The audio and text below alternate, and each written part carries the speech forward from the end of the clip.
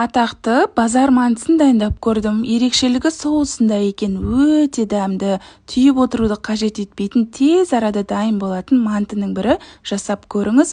Ол үшін бірінші қамырын дайындаймыз. Таза ыдысқа су, тұз, сұйық май қосып, араластырып, електен өткізілген ұн салып, жақсылап қамырды елеп, тындырып, пакетке сап қоямыз. Салмасына фарш, пияз және де картошка саламыз. Жақсы дәм беру үшін айхербтен дәл осындай 100% оригинал дәмдеуіштер алдым. Дәмі деген супер қыздар, просто алып қолданып көріңіздер. Паприка және чеснок, азаған тұз салып, жақсылап араластырамыз.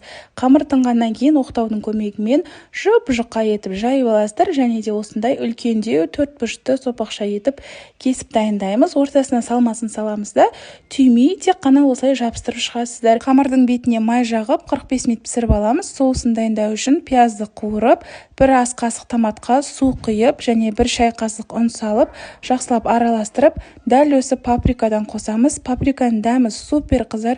айхербтің приложениесі арқылы тапсырыс беруге болады. Мантының үстіне соусты құйып, бетін жауып 15 минутқа қалдырасыздар. Жұмсақ әдемі болып шығады. Міндетті түрде жасап көріңіздер. Түрі онша емес болғанмен пияз қосып жесеңіз супер болады. Рецептін аса лайк бас, парақшама тіркеліңіз.